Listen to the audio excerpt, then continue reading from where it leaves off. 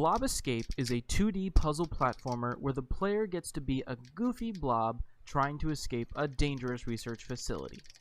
The game was intended to have meaningful pathing, with changes in difficulty and reward, therefore giving the game satisfying replayability. While we managed to get some meaningful pathing, the end result was not as impactful due to us underestimating the difficulty of creating replayability within the same environment. As a blob, the gameplay has an entirely different perspective.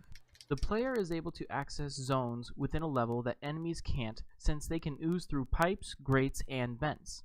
Completing the appropriate tasks within each zone is required in order to reach the exit doors.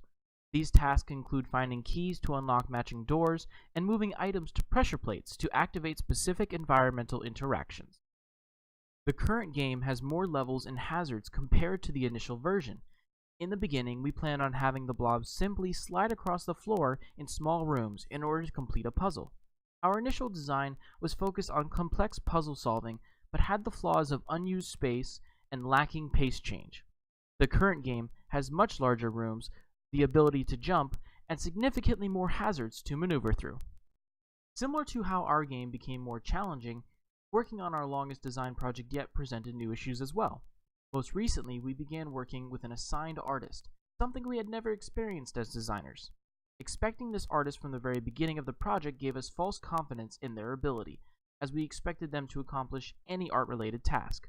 The skill set of the artist not being compatible with our game's design and direction was a pitfall we were not expecting. To do what was best for the game, we ended up cutting 2 weeks of work and reverting back to our original models. Knowing what the project needs and not settling on whatever skill set is available to us was an important lesson learned. Our most challenging design issue was, and still is, an ideal character controller. Once we made the decision to switch to a 2D jumping controller, all of our 3D controller knowledge was useless. After trying out a few versions, we came across Unity's character controller. This version, which is the one in our game now, has a collision issue with edges that we don't love. Therefore, we continued doing extensive research, trials, and experiments with creating our own coded controller. Unfortunately, this task became too great of a time dump and had to be cut after a whole month went by with no progress. Lastly is our most challenging and memorable issue. Not too long after our first month as a team, we began to get annoyed with each other as we reached our limit of maintaining the pleasantries. With little restrictions put on the meetings, basic consideration for when others were talking was heavily abused. The 45 to 60-minute meetings we have now used to take 4 to 5 hours due to extensive personal discussion that had no connection to the project. The hijacking of meetings forced all members to lose their personal and working time, which led to conflicts between members. After a few therapy meetings with our producer and a configuration of communication standards, we were able to work together again and be more honest with each other. Along with the hard-learned lessons, there were some pleasant ones too. Having multiple mandatory and optional meetings per week meant more check-ins.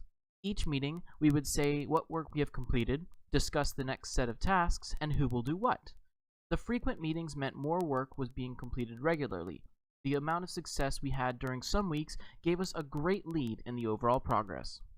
When we came across complex or extensive tasks, we decided to pair some of our members to work on them together, creating the dual work assignments. The overall result of this was incredible. Each member could have completed the task on their own with proper research, but as a pair working simultaneously, the solutions and shortcuts seemed to just flood in. Each member has their own unique skills and knowledge that usually filled in for the gaps of other members. This project forced all of us to face new challenges and learn our own strengths and weaknesses. We joke that each of us became a lead in some area of design, but it really is true. John developed a talent for asset obtaining and implication. Nathan, me, shined as a level designer. Leo was our lead coder, and Jess was our UI tech.